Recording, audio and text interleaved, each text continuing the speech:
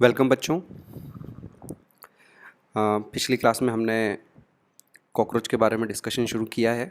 Cockroach पढ़ रहे हैं हम। उसका जो साइंटिफिक नेम है पेरिप्लेनेटा अमेरिकाना है।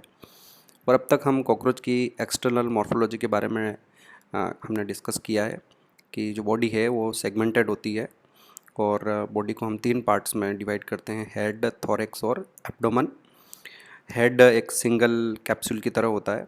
थोरैक्स में 3 सेगमेंट्स होते हैं, प्रोथोरैक्स, मेसोथोरैक्स और मेटाथोरैक्स। और उसके बाद एब्डोमेन है, उसमें 10 सेगमेंट्स होते हैं। और पर्टिकुलरली हमने जब थोरैक्स में डिस्कशन किया तो बताया कि थोरैक्स में 2 तरह के अपेंडेजेस हैं। एक तो उसमें लेग्स होती है, 3 पेयर्स ऑफ वॉकिंग लेग्स होते हैं, जो कि एक पेयर प्रोथोरैक्स में, एक मेसोथोरैक्स में और एक मेटाथोरैक्स में होता है। और इसके अलावा उसमें विंग्स होते हैं, तो 2 पेयर्स विंग्स के हैं, एक मेसोथोरैक्स में है पेयर और एक मेटाथोरैक्स में है। जो मेसोथोरैक्स में होते हैं उनको 4 विंग्स कहते हैं और ये सिर्फ कवरिंग विंग्स है, ये उड़ने के काम नहीं आते हैं, ये फॉल्स विंग्स हैं। और दूसरा पेयर जो विंग्स का है वो मेटाथोरैक्स में है। जो फर्स्ट पेयर है वो मेसोथोरैक्स में है और जो सेकंड पेयर है वो मेटाथोरैक्स में है। तो जो मेटाथोरैक्स में विंग्स हैं वो थोड़े से ट्रांसपेरेंट मेम्ब्रेनस होते हैं और they are basically used in flight. तो इस तरह से हमने डिस्कशन किया और उसके बाद मैंने आपको बताया कि जो कॉकरोच की बॉडी होती है और दूसरे जितने भी आर्थ्रोपोड्स होते हैं उनकी बॉडी पर काइटिन का बना हुआ एक एक्सोस्केलेटन होता है। पर हमें बच्चों ये ध्यान रखना है कि ये जो स्केलेटन होता है ये कंटिन्यूस लेयर में नहीं होता है, बल्कि उसमें छोटी छोटी काइटिन की प्लेट्स होती है और उन प्लेट्स को हम स्क्लेराइड्स कहते हैं। 3 तरह की प्लेट्स होती है, जो डोर्सल साइड में होती है उन्हें टर्गाइट्स कहते हैं, जो वेंट्रल साइड में होती है उन्हें स्टर्नाइट्स कहते हैं और जो दोनों लेटरल साइड्स में होती है उन्हें हम स्टर्नाइट्स कहते हैं। और ये सारी प्लेट्स जो होती है ये आपस में एक दूसरे के साथ एक पतली सी मेम्ब्रेन के थ्रू आर्टिकुलेटेड रहते हैं, जुड़े हुए रहते हैं ये।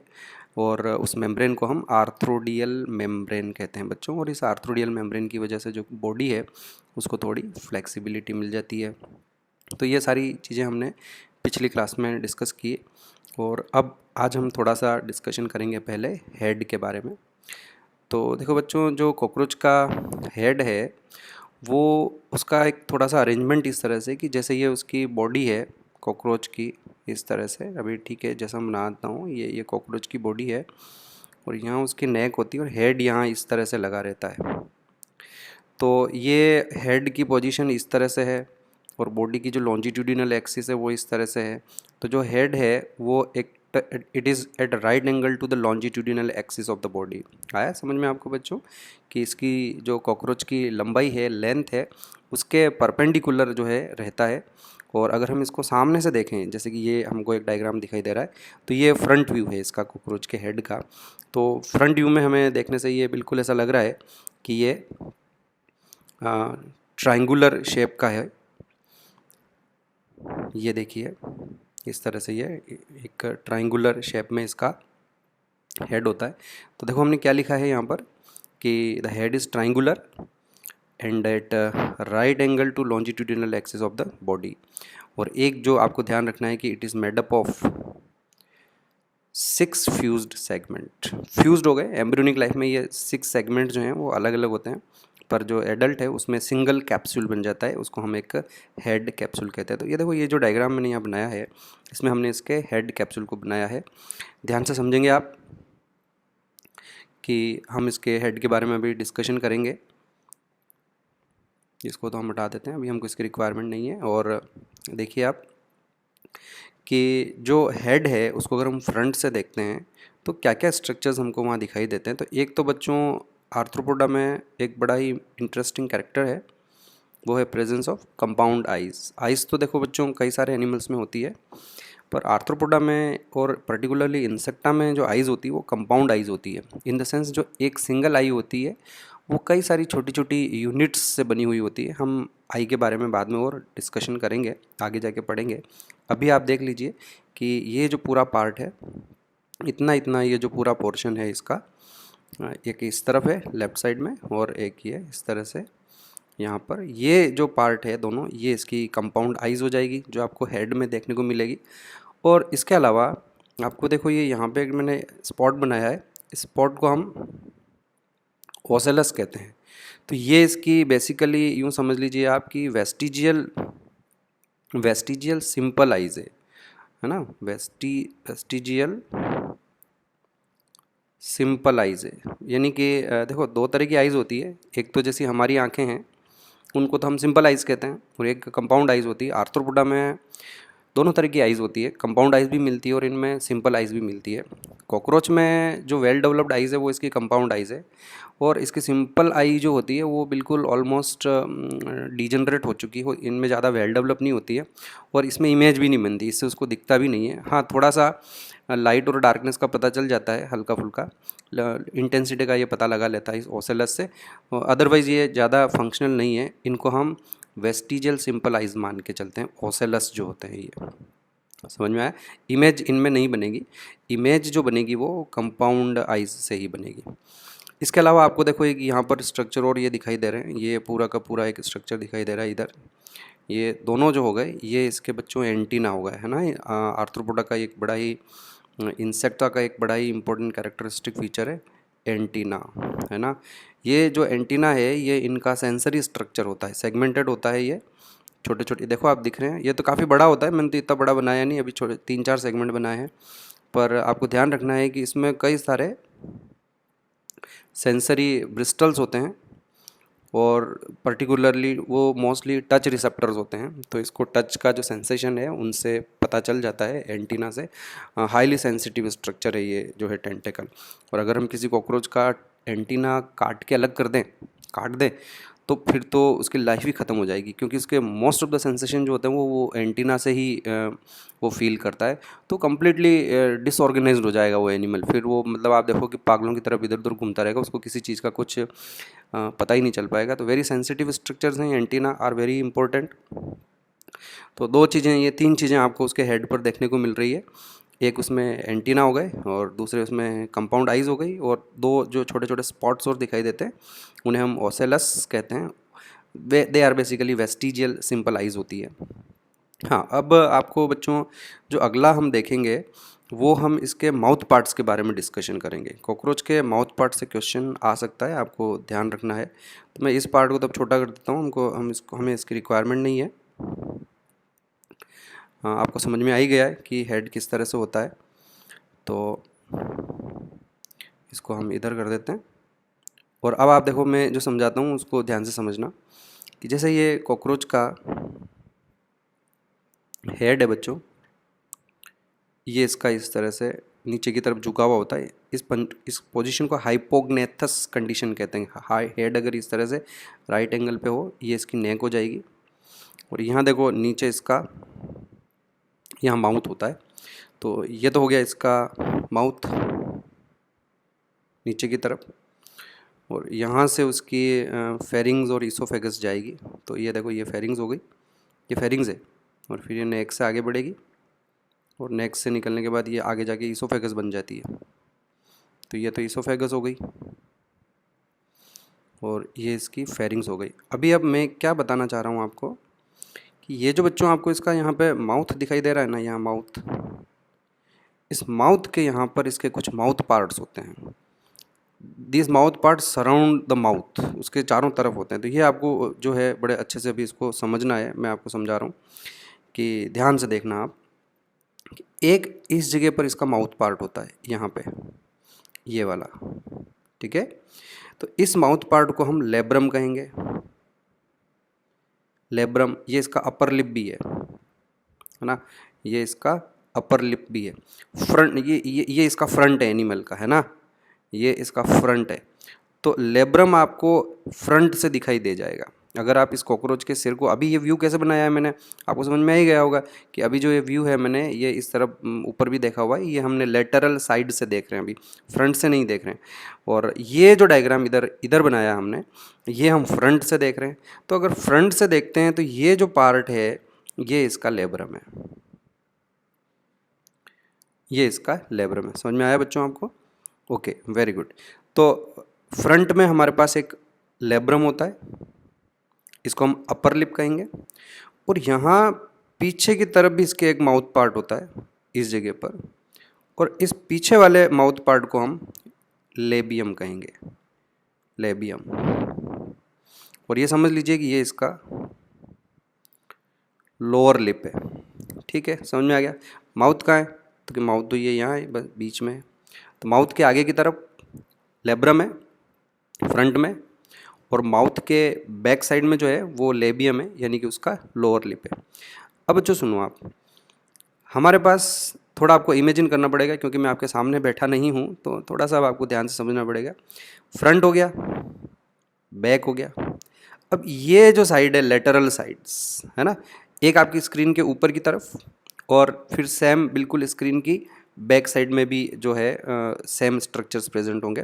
तो जस्ट एज्यूम करो कि ये वाला जो राइट यहाँ पे इस जगह पर, और बैक साइड में भी, स्क्रीन की बैक साइड में उस तरफ, ये अभी क्या हो गया, लेब्रम और लेबियम के ऊपर है ना, ऊपर की तरफ है, स्क्रीन के ऊपर की तरफ है। और ऐसे ही दो स्ट्रक्चर जो हैं वो पीछे की तरफ भी होंगे। इन दो स्ट्रक्चर्स को मैं यहाँ हटा देता हूँ। इसको बनाना यहाँ पर बड़ा पॉसिबल नहीं होता है हमारे लिए, क्योंकि हम कैसे बनाएंगे, हमने तो सेक्शन काट रखा है यहाँ पर। तो इस स्क्रीन के ऊपर क्या है वो हमें दिखाई नहीं देगा, स्क्रीन के पीछे क्या है, नीचे की तरफ क्या है, मतलब वो भी हमें दिखाई नहीं देगा। लेकिन फिर भी बच्चों मैं यहाँ पर बना रहा हूँ कि यहाँ पर इस जगह पर इसका एक जो होता है इस तरह से, उसे हम मैंडिबल कहेंगे, उसे हम मैंडिबल कहेंगे। तो मैंडिबल पेयर्ड स्ट्रक्चर है बच्चों। अपर लिप लेब्रम हो गया, लोअर लिप लेबियम हो गया, और ये तीसरा जो है माउथ पार्ट में आपको समझा रहा हूँ, मैंडिबल है ना। ये कहाँ होगा मैंडिबल, ये जो हमारा इस डायग्राम में देखते हैं हम, ये देखो, ये जो लेब्रम है, इस लेब्रियम के इधर ये एक मैंडिबल है, और ये एक इस तरफ मैंडिबल है। समझ में आया आपको। तो दीज आर मैंडिबल्स, जो कि बेसिकली इसके जॉज हैं। ठीक है, समझ में आया आपको। वापस इधर आ जाते हैं। अब इस जगह पर, यानी कि लेटरल साइड में ही है, लेकिन मैंडिबल से इस तरफ अगर हम बात करते हैं, तो we have another structure and that is called as maxilla. तो ये जो स्ट्रक्चर यहाँ लगा हुआ है, ये हमारा हो गया मैक्सिला, करेक्ट। और ये इसका चौथा माउथ पार्ट हो गया। मैक्सिला भी पेयर्ड स्ट्रक्चर होगा, एक मैक्सिला इधर है, दूसरा मैक्सिला उस तरफ भी होगा, ऑपोजिट साइड में भी होगा। और अब इनके बीच का ये वाला जो पार्ट हो जाएगा, ये इनका यहाँ पे माउथ हो जाएगा। आया समझ में आप लोगों को। तो बिल्कुल ये इस तरीके से कुछ माउथ पार्ट्स है। देखो मैंने इस डायग्राम में भी अपन बात करते हैं, तो कि इस माउथ पार्ट में ये जो पार्ट है, ये तो हो गया इसका लेब्रम, और ये जो हो गया इस तरफ इसका, ये लेबियम हो जाएगा। ठीक है बच्चों। और ये इस साइड में एक लगा हुआ है मैक्सिला, उस साइड में भी मैक्सिला लगा हुआ है, और ये जो मैंने यहाँ पर बनाया है, ये इसका मैंडिबल हो जाएगा, है ना। ये इस डायग्राम में हमको यहाँ पर इस तरह से दिखाई दे रहा है। थोड़ा सा आपको एज्यूम करना पड़ेगा बच्चों, इमेजिन करना पड़ेगा। ये देखो, इन पांचों को मैंने बनाया कि ये लेब्रम है, ये फ्रंट में लगा हुआ है। ठीक है, ये फ्रंट में लेब्रम लगा हुआ है, और इस लेब्रम की बैक साइड में ये लेबियम लगा हुआ होगा। तो दिखने में ये कैसे दिखते हैं, लेब्रम तो एक प्लेट जैसा दिखाई दे रहा है ये आपको, है ना। और जो लेबियम है, ये थोड़ा कॉम्प्लिकेटेड स्ट्रक्चर है। इसमें कुछ देखो एंटीना जैसे कुछ जो हैं स्ट्रक्चर्स भी लगे हुए हैं, इनको ये सेंसरी स्ट्रक्चर्स हैं। ये दो मैक्सिला हो गए, एक मैक्सिला इधर लगा हुआ है, एक मैक्सिला इधर लगा हुआ है, और ये हमारे पास दो मैंडिबल्स हो गए। तो इस तरह से जो माउथ है, it is all surrounded by mouth parts, और उन माउथ पार्ट्स के हमको नाम याद रखने बिल्कुल ज़रूरी हैं। एक लेब्रम हो जाएगा फ्रंट में, एक बैक साइड में पीछे की तरफ हो जाएगा लेबियम, और जो दोनों साइड्स होगी, उन साइड्स में हमारे पास दो तरह के माउथ पार्ट वहाँ लगे हुए हैं। एक तो मैंडिबल है और एक उसमें मैक्सिला है। अच्छा, मैं आपको यहाँ ये बता दूँ बच्चों की जो मैक्सिला होता है, बेसिकली इसको अपन यहाँ बीच में एक लाइन खींच दें, तो ये जो लेबियम है, इसको बीच में अगर हम इस तरह से लाइन खींच दें, तो आपको पता चलेगा कि इसके दो हाफ्स हैं, और each half is basically similar to maxilla, maxilla जैसा ही दिखाई दे रहा है। तो वास्तव में फैक्ट भी यही है कि जो लेब्रम होता है वो दो मैक्सिला के फ्यूज होने से बनता है। तो अब ऑलरेडी हमारे पास एक मैक्सिला तो हो गए, ये इसको हम फर्स्ट मैक्सिला कहेंगे। और जो लेबियम है, इसके लिए आप ये लिख सकते हैं कि मेडअप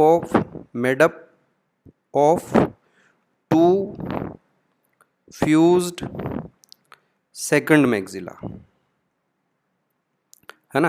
तो कॉकरोच के जो माउथ पार्ट्स हैं, उसमें लेब्रम होता है, मैंडिबल होते हैं, एक पेयर मैंडिबल हैं, एक पेयर फर्स्ट मैक्सिला है और एक पेयर सेकंड मैक्सिला है, जो कि आपस में फ्यूज़ हो जाते हैं और लेबियम बनाते हैं, जो इनका लोअर लिप होता है। इन माउथ पार्ट्स पे जितने भी इस कॉकरोच में ये माउथ पार्ट्स हैं, उनमें डिफरेंट टाइप्स के सेंसरी स्ट्रक्चर्स होते हैं। पर्टिकुलरली उसमें टच सेंसरी स्ट्रक्चर्स होंगे, टच रिसेप्टर्स होंगे और टच रिसेप्टर्स के साथ इनके गस्टेटरी रिसेप्टर भी होंगे, इन्हीं पे लगे रहते हैं। गस्टेटरी रिसेप्टर्स भी होते हैं।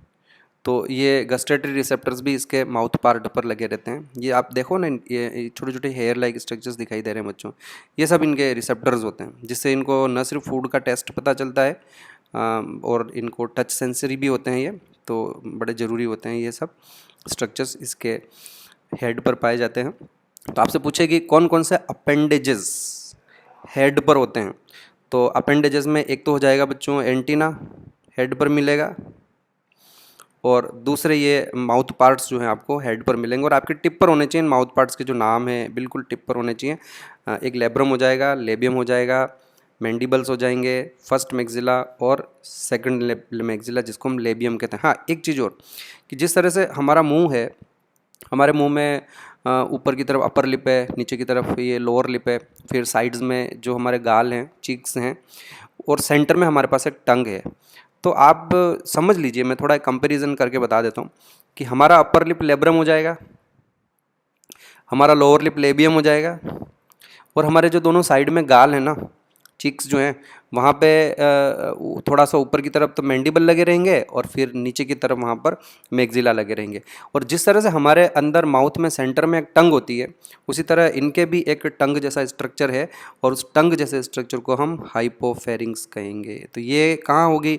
ये सेंटर में होगी, है ना। इस डायग्राम में हमारे लिए बनाना पॉसिबल नहीं है, पर यहाँ जो दोनों हमारे पास ये मैंडिबल और जो फर्स्ट मैक्सिला है, इसकी बैक साइड में ये यहाँ पे उसकी टंग जैसा स्ट्रक्चर हो जाएगा, और टंग जैसे स्ट्रक्चर को हम क्या कहते हैं? हाइपोफेरिंग्स कहते हैं। तो वो भी इसमें इस तरह से लगी हुई रहेगी। That is also part of mouth parts. तो एक बार आप ध्यान से समझ लें। और यहाँ मैं आपको बता देता हूँ कि जो मैंडिबल्स होते हैं, ये पर्टिकुलरली, जैसा कि मैंने अभी रिपीटेडली 2-3 बार बोला है कि ये जॉज की तरह काम आते हैं। तो एक तो ये हार्ड होते हैं, है ना, तो ये काइटिन के बने होते हैं, और इनमें 2 रीजन होते हैं। एक इतना रीजन जो है वो फूड को ग्राइंड करने के काम आएगा, ये इतना शार्प नहीं होता है, तो ये ग्राइंडिंग रीजन है। और आगे यहाँ पर ये छोटे छोटे sharp teeth like structure denticles बने हुए हैं, तो ये इसका इंसिजिंग रीजन है, जहाँ से ये अपने फूड को काटेगा। तो जॉज जो होते हैं उन पर 2 तरह के एरिया हैं, एक तो फूड को काटना, कुतरना, तोड़ने के काम आएगा, और बाद में उसको पीसने के लिए ये इसमें ग्राइंडिंग रीजन होता है। तो ये कॉकरोच करता क्या है बच्चों, कि जब खाना खाएगा तो ये दोनों जो मैक्सिला होते हैं, उन मैक्सिला की हेल्प से फूड को पहले पकड़ लेगा, और जो दोनों मैंडिबल्स हैं, जैसे हमको अगर किसी, जैसे आपने कभी चूहे को, गिलहरी को कुछ खाते हुए देखा होगा, तो ऑब्वियसली खाने के लिए वो दोनों हाथों से पहले उस फूड को पकड़ेंगे और उसके बाद दांतों से खाएंगे। तो सिमिलरली इसमें भी ऐसा ही है कि जो फर्स्ट मैक्सिला है वो फूड को पकड़ने के काम आएंगे, और जो मैंडिबल्स हैं फिर वो उस फूड को कुतरेंगे, उसको काटेंगे, और एट द सेम टाइम वो उसमें ग्राइंडिंग भी करते हैं। और इस दौरान फूड पार्टिकल्स नीचे नहीं गिर जाए, तो ये जो लेबियम है, ये उन जो भी टुकड़ा, जो भी फूड के पार्टिकल्स गिर रहे हैं, तो वो लेबियम पर गिरते हैं बेसिकली, और लेबियम से वो सीधे अंदर की ओर चले जाते हैं। यहाँ जो हाइपोफेरिंग्स है, इसी हाइपोफेरिंग्स के इस जगह पर इस डायग्राम में नहीं बता रखा है, लेकिन मैं बता देता हूँ कि इनकी जो सलाइवरी ग्लैंड है वो भी हाइपोफेरिंग्स के बेस पर आके खुलती है। तो ये यहाँ पर जो है ओपनिंग है सलाइवरी ग्लैंड की। ओके बच्चों, तो ये आपको इसके माउथ पार्ट्स के बारे में ध्यान रखना है। माउथ पार्ट्स और हेड पर, और दूसरा जो अपेंडेजेस है वो एंटीना है।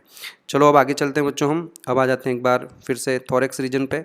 जैसा कि मैंने कल ही आपको बता दिया था, थोरेक्स में 3 सेगमेंट होते हैं, प्रोथोरेक्स, मेसोथोरेक्स और मेटाथोरेक्स।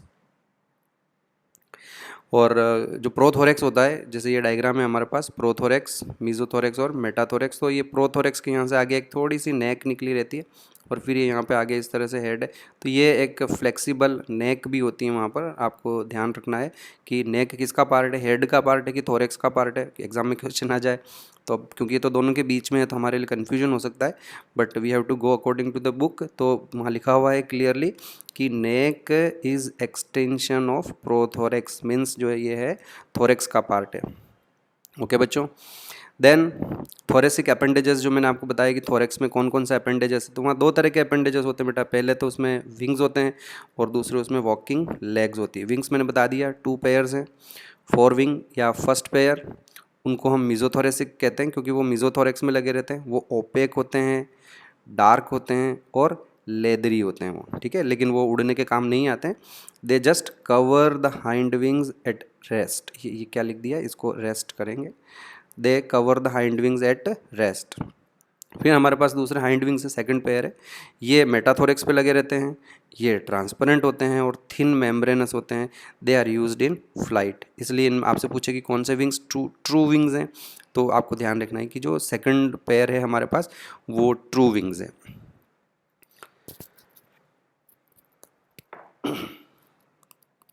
अब आगे बढ़ते हैं हम और लेट्स टॉक अबाउट लेग्स। तो जैसा कि मैंने आपको बताया कि उसका जो थोरेसिक रीजन है उसमें 3 पेयर्स वॉकिंग लेग्स होते हैं, और आपको ध्यान देना है कि एक पेयर प्रोथोरेक्स में लगा हुआ है, एक पेयर मीजोथोरेक्स में लगा हुआ है और एक पेयर मेटाथोरेक्स में लगा हुआ है। अब यहाँ पर मैंने इसका एक लेग का डायग्राम भी बनाया है। तीनों लेग्स एक जैसे ही होते हैं, उनके स्ट्रक्चर में कोई फ़र्क नहीं है, साइज़ थोड़ी छोटी बड़ी हो सकती है, otherwise all 3 pairs of legs are similar in the structure. और आप देखोगे इनकी जो लेग है वो भी बेटा अलग अलग टुकड़ों से बनी हुई है, अलग अलग प्लेट्स हैं वहाँ पर भी काइटिन की। तो आप देखो ये हमारे पास एक पहला पार्ट बनता है, इस पहले पार्ट को हम कोक्सा कहते हैं, कोक्सा। याद रखना है, ये नाम भूलना नहीं है कि कॉकरोच की या दूसरे किसी भी इंसेक्ट की या किसी दूसरे आर्थ्रोपोड की जो लेग्स होती है, उनकी लेग्स का जो पहला पार्ट है उसको कोक्सा कहते हैं और बॉडी से यही जुड़ा रहता है। तो ये पार्ट जो है वो कॉकरोच की बॉडी से जुड़ा रहेगा, कोक्सा, करेक्ट।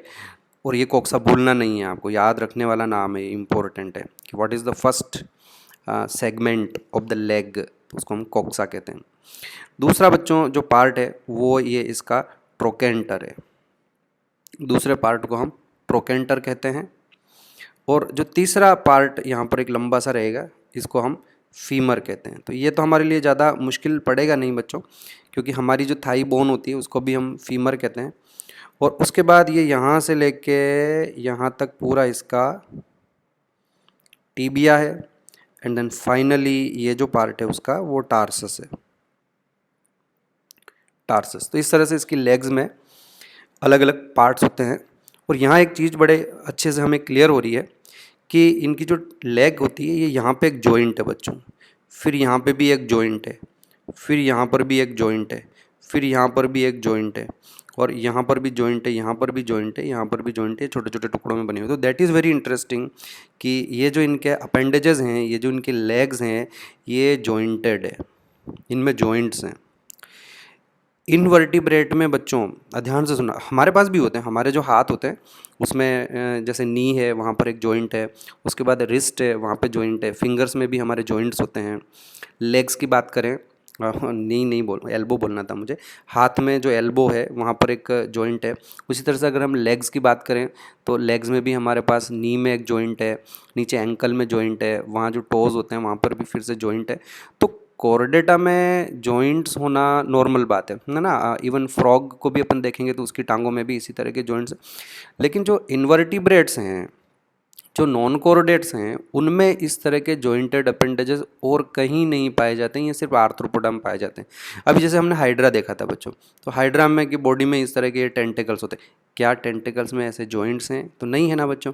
फिर हाइड्रा के बाद आप आगे आ जाओ, टीनोफोरा में भी टेंटिकल्स होते हैं, उनमें कोई जॉइंट नहीं होते हैं। प्लेटीहेलमिंथेज और एस्केलमिंथेज में तो अपेंडेजेस होते ही नहीं है। और एनिलिडा में भी अपेंडेजेस में हमने देखा था कि उनमें जैसे नेरीज वगैरह है, तो उन नेरीज में इस तरह के पैरापोडिया होते हैं साइड में निकले हुए, पर उन पैरापोडिया में भी जॉइंट्स नहीं होते हैं। अगला फाइलम आएगा आर्थ्रोपोडा के बाद मोलस्का। तो मोलस्का में आपने जैसे ऑक्टोपस वगैरह को देखा होगा, उनके इस तरह की आर्म्स होती है। पर बच्चों इनमें से किसी भी एनिमल में उनके जो अपेंडेजेस होते हैं, उन अपेंडेजेस में जॉइंट्स नहीं होते हैं बच्चों। So that is very important characteristic feature. Arthropoda में जो अपेंडेजेस होते हैं वो जॉइंटेड होते हैं बच्चों। तो ये एक मैंने आपको बताया कि आर्थ्रोपोडा के दो फंडामेंटल कैरेक्टरिस्टिक फीचर होते हैं। आर्थ्रोपोडा के दो मेन कैरेक्टर हैं, है ना। पहला तो मैंने कल बता दिया था कि all arthropods have a chitinous exoskeleton, कि उनके सब में बॉडी के ऊपर काइटिन का बना हुआ एक एक्सोस्केलेटन पाया जाता है। जो मैंने कल बताया आपको, जो प्लेट्स के बारे में हमने बात की है, काइटिनस प्लेट्स जो होती है, टर्गाइट, और इस तरह से एक पहला जो इम्पोर्टेंट कैरेक्टर है वो काइटिनस एक्सोस्केलेटन है। और दूसरा जो इम्पोर्टेंट कैरेक्टरिस्टिक आर्थ्रोपोडा का है, that is presence of jointed paired jointed appendages, paired jointed appendages, correct. तो पेयर्ड तो है ही है, और ये जो नाम पड़ा ना आर्थ्रोपोडा, वो नाम बेटा इसी कैरेक्टर के बेसिस पर पड़ा है। जो आर्थ्रो वर्ड होता है, आर्थ्रो का मतलब ही जॉइंट होते हैं बेटा, है ना। तो जॉइंट्स आर्थ्रो, और फिर है हमारे पास पोडा, पोडा मतलब इनके लेग्स, है ना। तो ये एक बड़ा आपके लिए इंपॉर्टेंट कैरेक्टरिस्टिक फीचर बनता है। आपने हमको इसकी लेग का स्ट्रक्चर देखने की कोई ख़ास ज़रूरत नहीं थी। एग्ज़ाम में नहीं पूछा जाएगा कि इसकी लेग में क्या क्या है, बस एक कोक्सा आपको याद रखना है। But otherwise they want ask you कि फीमर, टीबिया, टार्सस, ट्रोकेंटर। वो मेरा अभी एम नहीं है कि मैंने आपको ये लेग का स्ट्रक्चर क्यों पढ़ाया। मैंने आपको लेग का स्ट्रक्चर यूँ पढ़ाया है, इसलिए पढ़ाया बच्चों कि यहाँ पे आप जगह जगह इसमें क्या देख सकते हो, ये जॉइंट्स देख सकते हो। इन जॉइंट्स के यहाँ पर इनकी लेग्स जो है मूवेबल भी होती है इन जॉइंट्स के यहाँ पर। और इस लेग के स्ट्रक्चर को देखने से अब हमारे पास एक चीज़ क्लियर हो गई है, आर्थ्रोपोडा के दो फंडामेंटल कैरेक्टर्स हमारे सामने क्लियर हो गए। पहला फंडामेंटल कैरेक्टर आर्थ्रोपोडा का यूनिक कैरेक्टर कि they have got A exoskeleton made up of chitin, chitin का बना हुआ एक्सोस्केलेटन। और दूसरा, all arthropods have paired jointed appendages. मैंने आपको समझा दिया, है ना, कि जॉइंटेड का क्या मतलब होता है। यूँ तो हमारे पास भी जॉइंटेड है, लेकिन हमारी बात हम नहीं कर रहे हैं, ये हम अभी इन्वर्टिब्रेट्स की बात कर रहे हैं। इन्वर्टिब्रेट्स में किसी के भी पास जॉइंटेड अपेंडेजेस नहीं होता। अपेंडेजेस तो होंगे, ऑक्टोपस में आर्म्स होती है, हाइड्रा में टेंटिकल्स होते हैं, नेरीज में पैरापोडिया होते हैं, but none of those structures are jointed. लेकिन आर्थ्रोपोडा के जो अपेंडेजेस हैं वो जॉइंटेड अपेंडेजेस होते हैं। तो वेरी इंपॉर्टेंट पॉइंट बच्चों, आपको याद रखना है, दो कैरेक्टर्स आर्थ्रोपोडा के विदाउट एनी एक्सेप्शन कि all arthropods have a chitinous exoskeleton, और दूसरा all arthropods have jointed paired appendages, correct बच्चों। और अब हम आगे बढ़ते हैं, हमारा थोरेक्स वाला पार्ट हो गया, तो let's come to the abdomen, very important part again. अब हम इसके एब्डोमन पर आते हैं। तो जैसा कि मैंने आपको बताया कि जो एब्डोमन होता है वो 10 सेगमेंट से बना होता है। और आप इस डायग्राम को देखिए, ये मेरे पास जो डायग्राम ए बना हुआ है, यहाँ इसको देखिए पहले, कि ये तो इसका हेड हो गया और ये इसका थोरेक्स हो गया। तो ये प्रोथोरेक्स है, ये मीज़ोथोरेक्स है, और ये मेटाथोरेक्स है। अब क्योंकि ये थोरेक्स हैं तो मैं इनको क्या करता हूँ कि इनको अपन नंबरिंग कर देते हैं इनकी। और नंबरिंग ऐसे करते हैं, इसको T1 नाम देते हैं, T फॉर थोरेक्स, थोरेक्स का पहला सेगमेंट है। इसको T2 नाम दे देते हैं, और इसको हम T3 नाम देते हैं। अब उसके बाद हमारा ये एब्डोमन शुरू होता है। तो एब्डोमन में देखो बच्चों, ये पहली टर्गाइट है, ये दूसरी टर्गाइट है, ये तीसरी हो गई, ये चौथी हो गई, ये पांचवी हो गई, ये छठी हो गई, ये सातवीं हो गई, और ये देखिए ये हमारे पास 8th टर्गाइट हो गई, ये 9th टर्गाइट हो गई, ये 10th टर्गाइट हो गई। 10 प्लेटें ऊपर होगी, 10 प्लेट्स नीचे होगी, जिनको हम स्टर्नाइट्स कहेंगे, और साइड्स में जो होगी वो इनकी प्लूराइड्स हो जाएगी। आया समझ में आपको।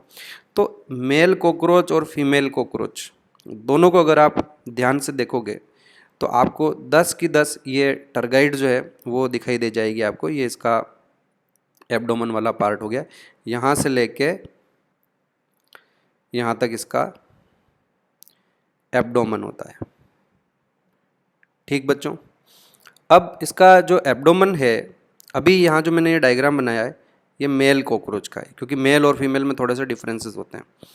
मेल कॉकरोच में क्या है बच्चों कि यहाँ आपको पीछे की तरफ ये जो ब्राउन कलर के दिखाई दे रहे हैं, एक इधर है और एक इधर है, ये इन दोनों को हम एनल सर्काई कहते हैं। एनल सर्काई कहते हैं। सेंसरी स्ट्रक्चर्स हैं ये, और बड़ा इंटरेस्टिंग मज़ेदार बात है कि इनके ऊपर एनल सर्काई के ऊपर इनके फोनो रिसेप्टर्स होते हैं। एनल सर्काई के ऊपर क्या प्रेजेंट होते हैं? फोनो रिसेप्टर्स, मतलब साउंड को जो है कैच करने के लिए फोनो रिसेप्टर्स होते हैं। फोनो रिसेप्टर्स, है ना।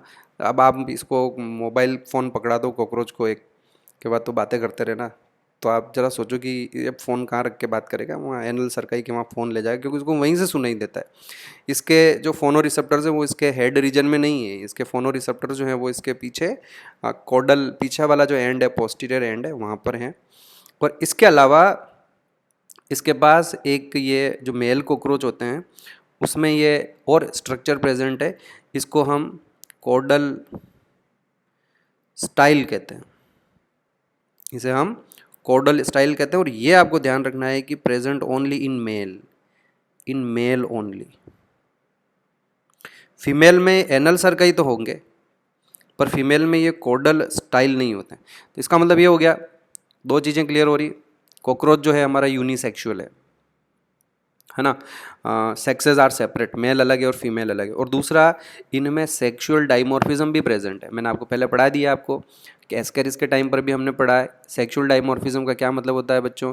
कि अगर मेल और फीमेल इंडिविजुअल्स मॉर्फोलॉजिकली डिस्टिंक्ट हो, दोनों में कुछ किसी भी तरह का छोटा मोटा फ़र्क हो, और आप बाहर से देखकर पता लगा लो कि यार ये मेल है ये फीमेल है, तो हम कहेंगे कि इस एनिमल में सेक्सुअल डाइमॉर्फिज्म प्रेजेंट है।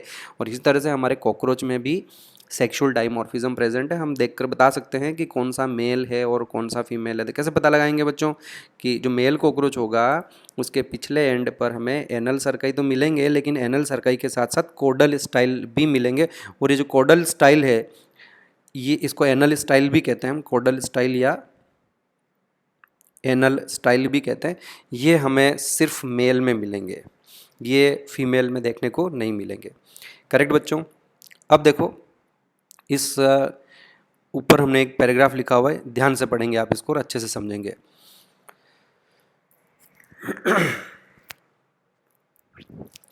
देखिए, मेल के पोस्टीरियर एंड के बारे में लिखा हुआ है कि अ जेनाइटल पाउच या genital chamber is present at the hind end of the abdomen, dorsally covered by 9th and 10th टर्गा and ventrally covered by 9th sternite. It contains dorsal anus, ventral male genital pore and gonapophysis, that is phelomeres.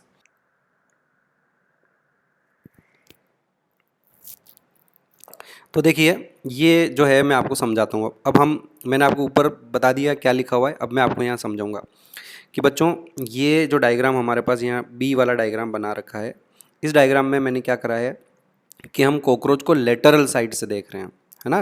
कहाँ से देख रहे हैं? कि जैसे मैंने cockroach को ऐसे लिटा दिया, ऐसे ऐसे ऐसे बिठा रखा है, और व्यू जो है हमारा ऊपर से, ऊपर की तरफ से है, यानी कि इधर से नहीं है, इधर से नहीं देख रहा हूँ मैं, आपकी स्क्रीन की तरफ से कॉकरोच को देख रहे हैं हम, इधर से देख रहे हैं कॉकरोच को। करेक्ट? समझ में आया? लेटरल साइड से देख रहे हैं। तो ये इसका पीछे वाला जो पार्ट है कॉकरोच का, ये मैंने बनाया है मेल कॉकरोच का। वापस आ जाते हैं। इसका मतलब ऊपर की तरफ हमारे पास ये टर्गाइट्स होगी, तो ये हमारे पास 6 नंबर की टर्गाइट हो जाएगी, है ना। ये वाली, ये जो 6 नंबर की टर्गाइट, इधर राइट साइड में देखो आप, जो 6 नंबर की टर्गाइट है वो आपको ये यहाँ दिखाई दे रही है ना। उसके बाद हमारे पास ये 7th नंबर की टर्गाइट है, और उसके बाद 8th और 9th जो टर्गाइट्स होती है वो थोड़ी छोटी होती है। आप इस डायग्राम में, राइट साइड वाले डायग्राम में भी देख सकते हैं कि वो थोड़ी छोटी है। और उसके बाद ये हमारी 10th नंबर की टर्गाइट है, ये इस तरह की, ये वाली जो 10th नंबर वाली है, ये आपको ये यहाँ दिखाई दे रही, 10th टर्गाइट हो जाएगी। उसके बाद अगर हम नीचे की तरफ देखें बच्चों, तो नीचे स्टर्नाइट्स होती है, वेंट्रल प्लेट्स जो होती है।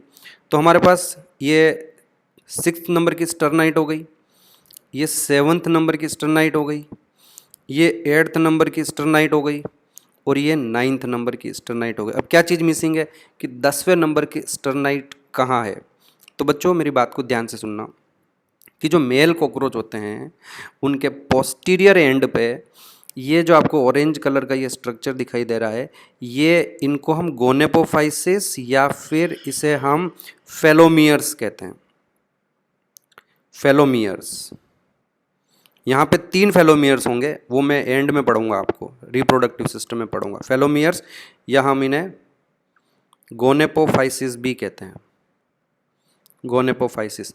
तो पॉइंट अब यहाँ पर ये है बच्चों कि इस मेल कॉकरोच में जो हमारी 10th स्टर्नाइट थी वो मॉडिफाई हो जाती है और वो फेलोमियर्स में कन्वर्ट हो जाती है। समझ में आया आपको? तो आपको यहाँ पर 10th स्टर्नाइट नहीं दिखाई देगी, because the 10th sternite has been modified into phallomeres या गोनेपोफाइसिस। ये गोनेपोफाइसिस और फेलोमियर्स का रोल क्या होता है? मेल में जब ये मेल और फीमेल कॉकरोच के बीच में कोइटस होगा, कॉपुलेशन होगा, जब उनका सेक्सुअल इंटरकोर्स होगा, उस समय मेल से स्पर्म्स को निकाल के उनको फीमेल की बॉडी में ट्रांसफ़र करने का जो फंक्शन होगा वो इन फेलोमियर्स से कंप्लीट होता है। तो इसलिए मेल है फेलोमियर्स, है ना। और ये फेलोमियर्स किसके मॉडिफिकेशन है बच्चों, कहाँ से आए? काइटिन के ही बने होते हैं, ये काइटिन से की प्लेट से ही बने हुए हैं different, but they are modification of 10th sternite. समझ में आया आपको? गुड। अब आप ध्यान दीजिए कि अब हमारे पास ये तो देख लिया आपने कि 10 हमारे पास ऊपर से टर्गम क्लियर है और वेंट्रल साइड में हमको 9 स्टर्नाइट्स ही दिखाई देगी, 10th स्टर्नाइट नहीं दिखाई देगी। अब बच्चों ध्यान से देखो आप कि मैं यहाँ पर आपको बता रहा हूँ कि ये एक एरिया हम यहाँ पर बना रहे हैं। इस एरिया को देखो, यहाँ से लेकर यहाँ इतना इतना हमारे पास ये जो पोर्शन है, ये जो पूरा एरिया है हमारे पास, इस एरिया को हम जेनाइटल पाउच या जेनाइटल चैम्बर कहते हैं। तो ये बेसिकली स्पेस है वहाँ पे एक, है ना, जेनाइटल पाउच या जेनाइटल चैम्बर कहते हैं। देखो ये हमने यहाँ लिखा भी है कि अ जेनाइटल पाउच या चैम्बर, है ना। अब एक बार देखें कि ये कौन कौन सा हिस्सा है। तो देखिए ये जो हमारे पास 10th नंबर की टर्गाइट है ऊपर की तरफ, नीचे की तरफ ये जो 9th नंबर की स्टर्नाइट है, करेक्ट। और इसी वाले हिस्से में देखो यहाँ पर ये एक फेलोमियर भी हैं हमारे पास। अच्छा, यहाँ ये इसकी देखो एलिमेंट्री कैनाल आ रही है, तो ये एलिमेंट्री कैनाल इसी जेनाइटल चैम्बर में आके खुलती है, तो ये इसकी यहाँ पे एनस हो जाएगी। और पीछे बच्चों इसका ये रिप्रोडक्टिव सिस्टम है। तो ये जो रिप्रोडक्टिव सिस्टम है इसकी जो डक्ट है यहाँ आके खुल रही है। और मैंने आपको बताया कि जो रिप्रोडक्टिव सिस्टम की ओपनिंग होती है उसको गोनोपोर बोलते हैं। तो हम यहाँ पर क्योंकि ये मेल कॉकरोच है तो हम बोल सकते हैं कि ये इसका मेल गोनोपोर है। समझ में आया आपको? और ये नीचे की तरफ मैंने आपको बता ही दिया फेलोमियर।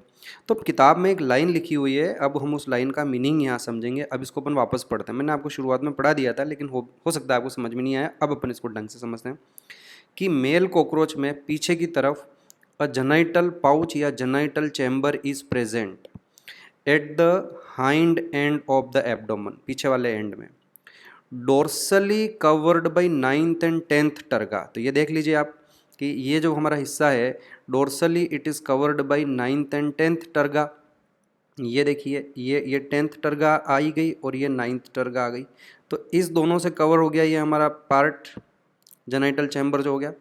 एंड आगे क्या लिखा है? Dorsally covered by 9th and 10th terga and ventrally by 9th sternite. तो नीचे की तरफ जो है वो सिर्फ 9th स्टर्नाइट आ रही है। तो 9th और 10th टर्गा और नीचे की तरफ जो 9th स्टर्नाइट है, इनके बीच का ये जो पूरा पार्ट हो गया हमारा, इस पूरे पोर्शन को हम जेनाइटल चैम्बर या जेनाइटल पाउच कहते हैं। इट कंटेंस, मतलब इट का मतलब ये पाउच की बात कर रहा है, जेनाइटल चैम्बर की बात कर रहा है। इट कंटेंस डोर्सल एनस, तो देखो ये डोर्सल साइड में एनस हो गई यहाँ। वेंट्रल मेल जेनाइटल पोर, ये देख लीजिए आप, ventral male genital pore and gonapophysis, ये जो फेलोमियर्स बताए मैंने। तो अब आपको ये ध्यान से यहाँ पर क्वेश्चन बन सकता है कि जो जेनाइटल चैम्बर है, जेनाइटल पाउच है, उसकी डोर वो कौन से वाले एंड पर है, कहाँ पर है, उसकी एग्जैक्टली लोकेशन, उसका एग्जैक्टली स्ट्रक्चर क्या है। तो ये लाइन अब आपको रटने की जरूरत नहीं, अब आपको समझ में आ ही गया होगा। मैंने डायग्राम एक्सप्लेन किया कि a genital pouch, a genital chamber is present at the hind end of the abdomen male में, dorsally covered by 9th and 10th terga and ventrally, ये थोड़ा इसको सही कर देना आप, and ventrally by 9th sternite. It contains dorsal anus, dorsal side में वो जो हमारा चैम्बर है उसमें डोर्सल साइड में एनस है और वेंट्रल साइड में मेल जेनाइटल पोर है एंड गोनेपोफाइसिस। ठीक है, फिर बच्चों ये आपको मैंने बता ही दिया कि both male and female bear pair of anal cerci, ये मैंने आपको बता दिया कि ब्राउन कलर के ये देखो यहाँ पर बताया है मैंने आपको कि ये एनल सर्काई होते हैं।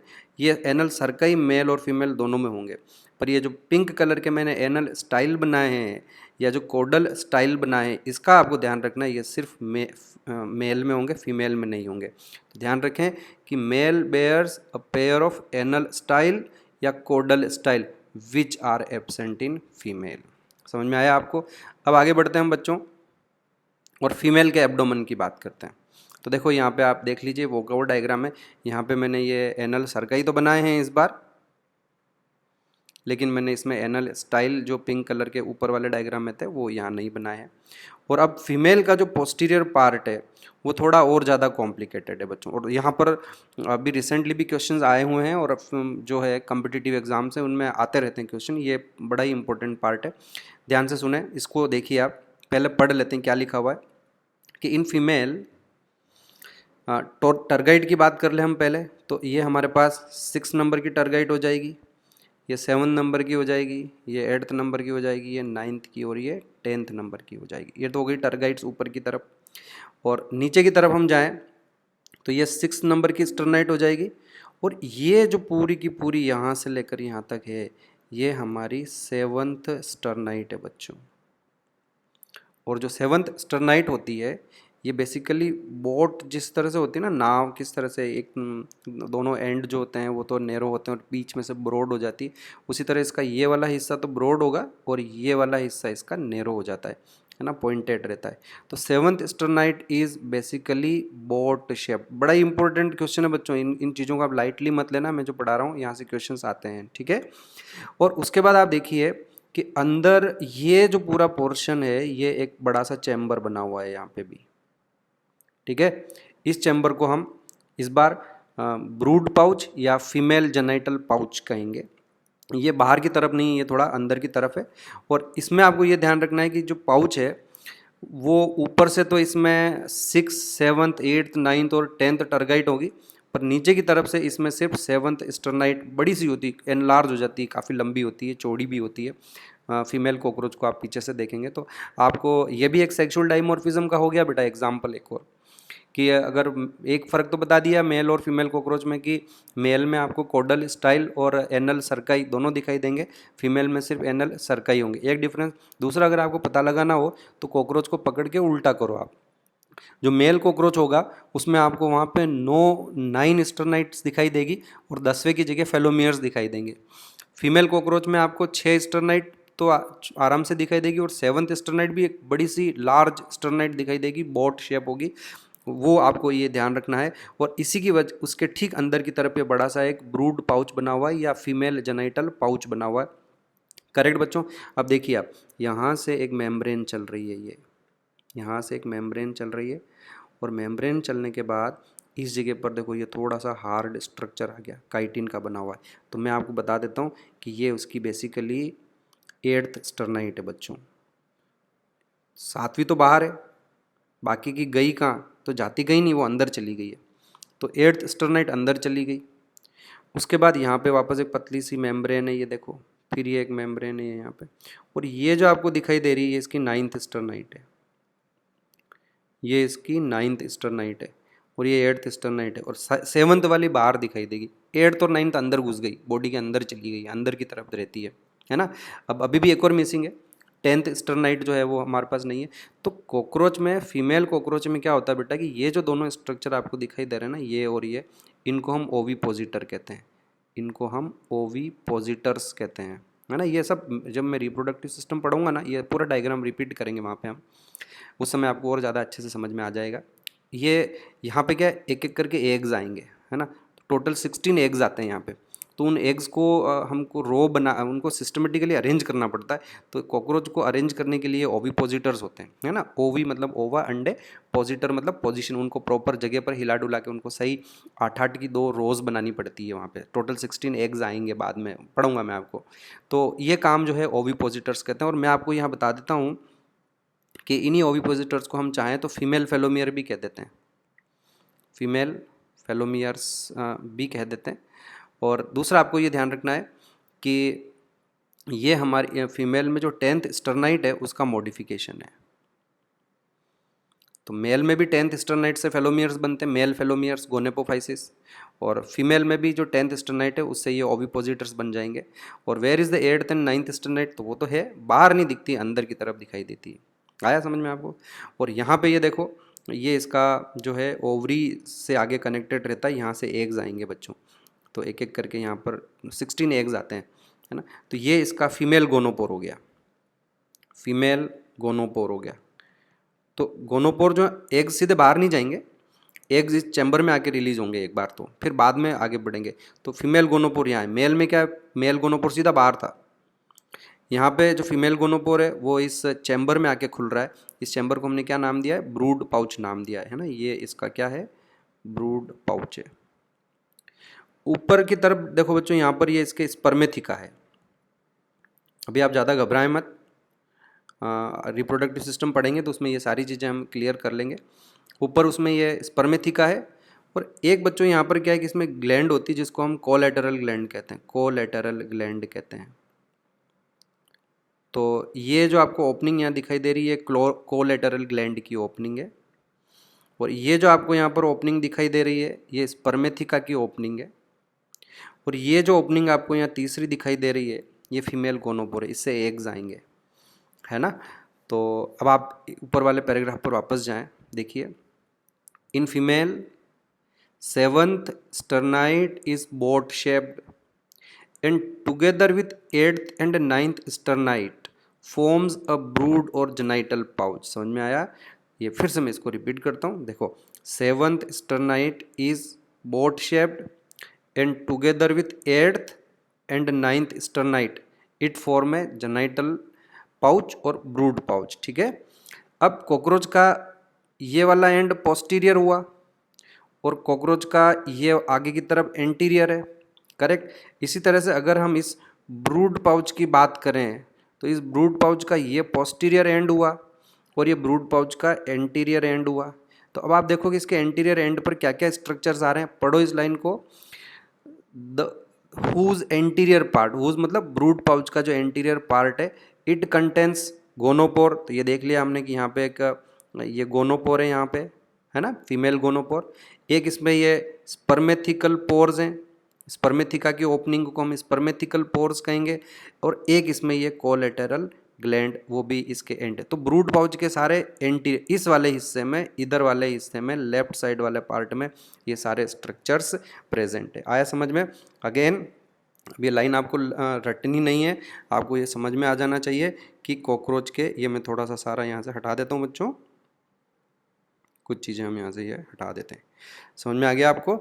तो ये फीमेल कॉकरोच जो है उसका पोस्टीरियर एंड इस तरह का होगा, और मेल कॉकरोच का पोस्टीरियर एंड थोड़ा सा डिफरेंट होगा। मेल में मेल जेनाइटल चैम्बर है, मेल जेनाइटल पाउच होगा, जिसमें डोर्सल साइड में सिर्फ 9th और 10th टर्गाइट होगी, और नीचे की तरफ वेंट्रल साइड में वहाँ पर सिर्फ जो है 9th स्टर्नाइट होगी। फीमेल कॉकरोच में थोड़ा पीछे का जो पार्ट है वो कॉम्प्लिकेटेड है, वहाँ पे एक बड़ा सा ये ब्रूड पाउच बना होता है। तो आपसे एग्जाम में एक क्वेश्चन तो ये पूछेगा ब्रूड पाउच किस किस का बना हुआ है, तो 7th स्टर्नाइट जो कि बोर्ड शेप्ड है, and along with 7th 8th और 9th भी है। 8th और 9th बाहर नहीं दिखाई देगी, 8th और 9th इनकी अंदर की तरफ होगी, है ना। 10th स्टर्नाइट कहाँ चली गई इनमें फीमेल कॉकरोच की, तो फीमेल की जो 10th स्टर्नाइट है वो ओविपोजिटर्स में या जो फीमेल फेलोमियर्स हैं उसमें कन्वर्ट हो जाती है 10th स्टर्नाइट। और 3 स्ट्रक्चर्स जो हैं वो इस जेनाइटल पाउच के एंटीरियर एंड में आपको दिखाई देंगे। वो कौन से 3 स्ट्रक्चर्स हैं बेटा, तो पहला तो हो जाएगा ये आपका फीमेल गोनोपोर हो जाएगा, एक ये यहाँ पे इसका स्पर्मेथिका की ओपनिंग हो जाएगी, और तीसरी ये कोलेटरल ग्लैंड जो है, वो तीनों चीज़ें इसके यहाँ आकर ओपन होती है।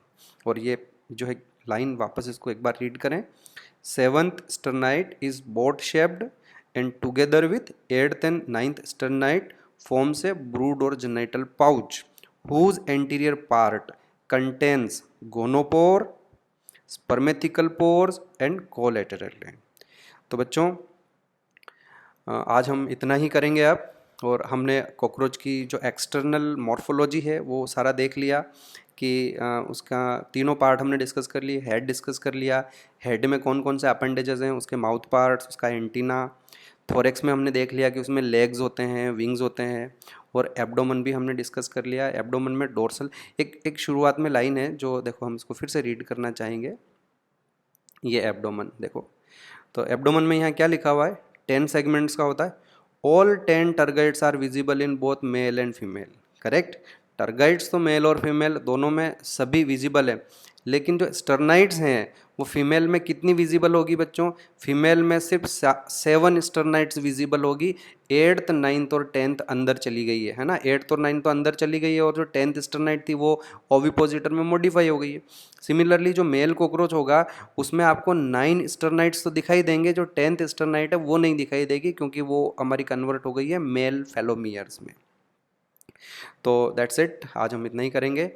और अब फिर इसकी जो इंटरनल एनाटोमी है, अब हम इसके जो डिफरेंट सिस्टम्स है, digestive system, respiratory system, blood vascular system, excretory system, ये सारे हम नेक्स्ट क्लास में करेंगे।